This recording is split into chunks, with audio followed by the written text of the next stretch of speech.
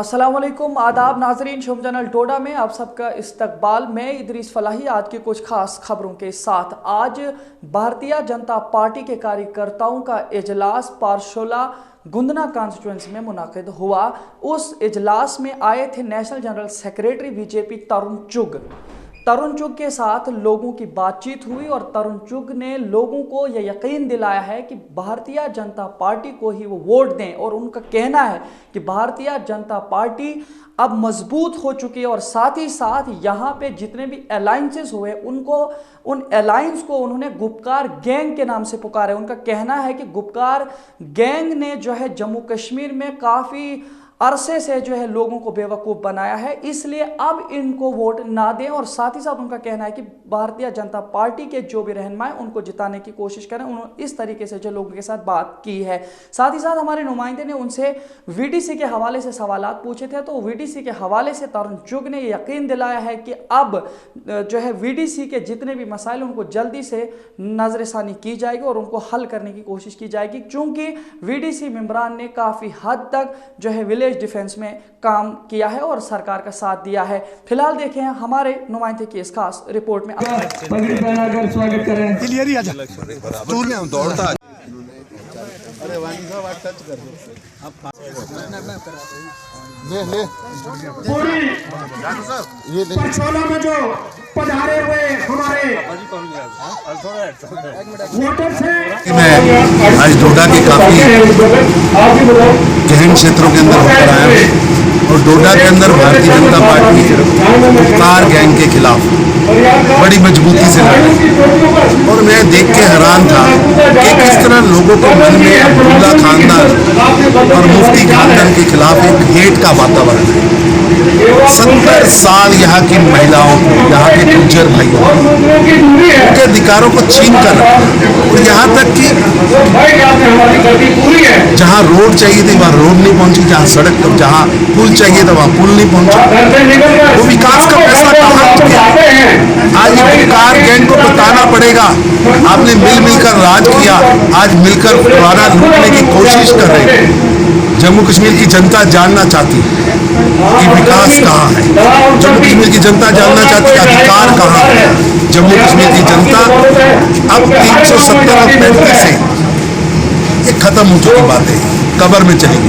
अब जनता इस पे चर्चा नहीं कर रही और ये नरेंद्र मोदी की सरकार है। फारूक अब्दुल्ला साहब, महबूबा जी, अब चर्चा 370 और 35A पे नहीं होगी।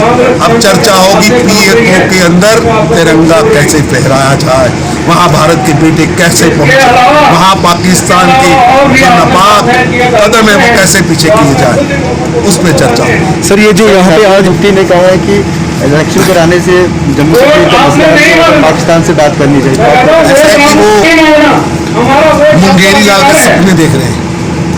पाकिस्तान से बात नहीं करनी, पाकिस्तान को जवाब देना। अब पाकिस्तान से जवाब देने के लिए सक्षम सरकार है और हमने पिछले 6 वर्षों में करके दिखाया है और आगे भी करके दिखाएंगे। अब जम्मू कश्मीर की जनता विकास चाहती है।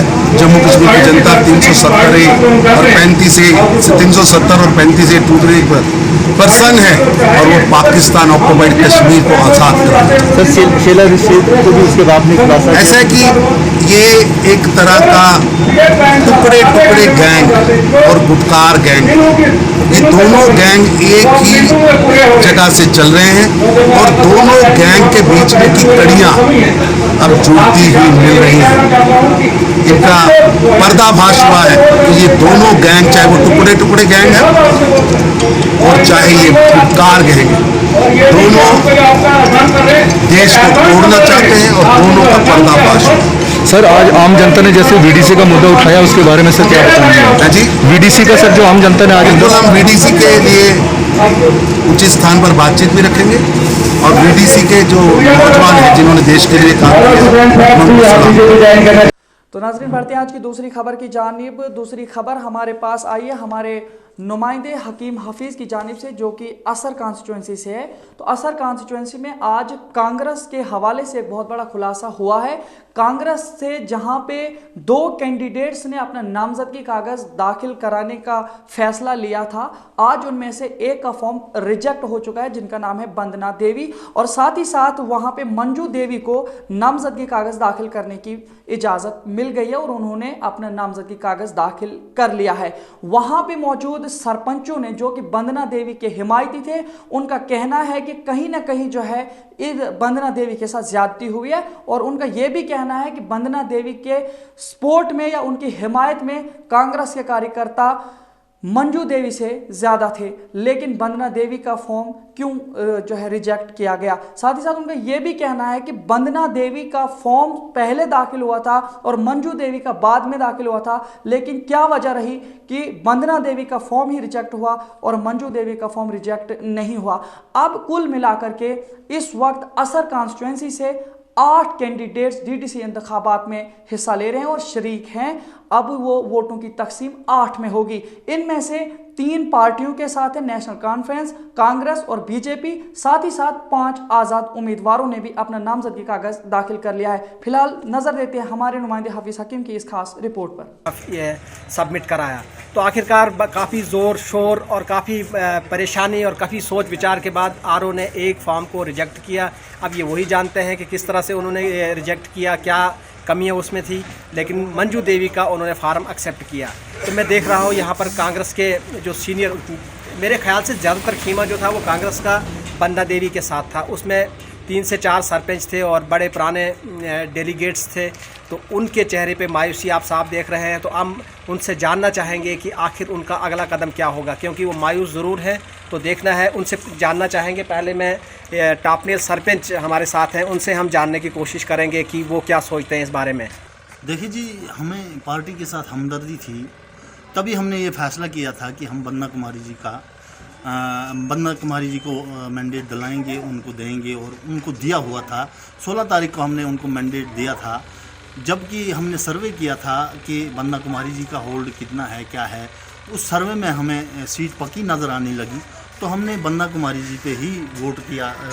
जो ब्लॉक कांग्रेस कमेटी का कैडर था सारा उस पक्ष में था, और हमने ये फैसला किया कि नहीं, वंदना कुमारी का ही क्यों, मंजू देवी भी एक अच्छा कैंडिडेट था, लेकिन आप क्या समझते हैं इन दोनों में क्या फ़र्क है? देखिए जी, मंजू देवी जी का कहना है कि मैं 13 साल से कांग्रेस में हूँ, मगर मैंने जितनी मेरी उम्र है और जितनी भी कांग्रेस की मीटिंगें हुई, जितने भी इलेक्शन हुए, तो मैंने मंजू देवी जी को कभी भी कांग्रेस के साथ ना कैंपेन पे देखा और ना कहीं किसी कांग्रेस के कार्यकाल में देखा।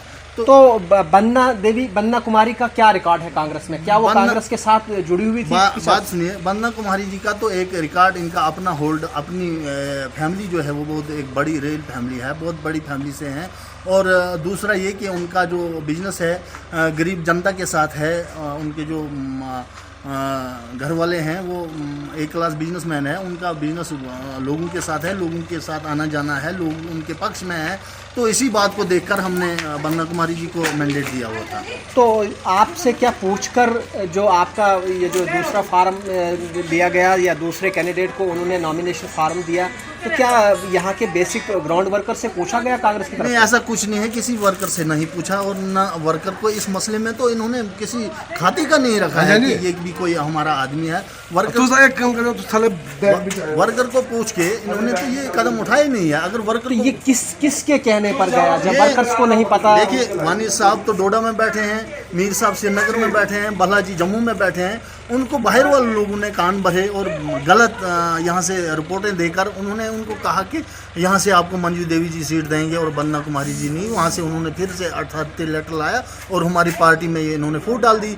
जबकि 2 लेटर आ गए तो मान लो कि हमारे 2 खीमे बन गए, हमारी पार्टी में फूट पड़ गई।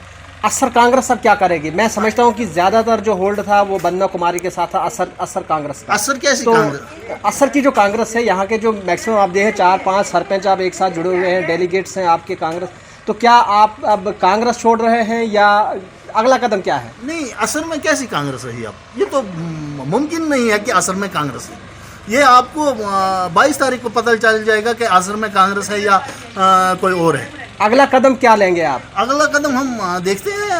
हमें वोट हमारे पास है, उनके पास थोड़ा, हम अपने वोट पे अपना हक रख सकते हैं। जी, आप क्या कहना चाहेंगे? मैंडेट तो आपको नहीं मिला, तो आप हमारा यही कहना होगा कि यहाँ की जो कांग्रेस बॉडी हमारी है, ब्लॉक लेवल की बॉडी है, वो टोटल बॉडी जो हमारे साथ काम कर रही थी, हमने कैंपेनें की, हम इलाके में गए, हम लोगों से राय की, फिर एमएलसी साहब से जब हमने मैंडेट के लिए कहा था तो उन्होंने मैंडेट देने में 15-20 दिन लगाए थे, क्योंकि वो सर्च कर रहे थे इलाके में कि उनको किस कैंडिडेट के को मैंडेट दिया जाए तो ताकि उनकी सीट निकले।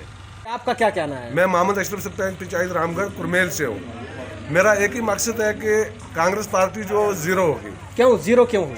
ज़ीरो इसलिए होगी कि हमने जो कैंडिडेट, हमारा जो 11 आदमी का मैंडेट था वो बंदा देवी के हक में था, और ऊपर जाके मैंडेट इन्होंने फ्रॉड से लाया और वो उसके मंजू देवी के हक में डाल दिया। इस करके हम मंजू देवी इसके साथ है, बंदा देवी के साथ है। हम कांग्रेस की सपोर्ट कोई नहीं करेंगे। तो किस पार्टी का सपोर्ट करेंगे? हम अब हमारा यही मकसद है कि अगर बंदा देवी आज़ाद फार्म भरेगी तो हम बंदा देवी के साथ है। अगर उन्होंने फार्म नहीं भरा तो भरेगी, क्यों नहीं भरेगी? हम जब 5 सरपंच, कांग्रेस के 5 सरपंच है, हमने सब ने आज इस्तीफा दे दिया, कांग्रेस पार्टी से इस्तीफा दे दिया, क्योंकि हमारी कोई सुनाई नहीं है।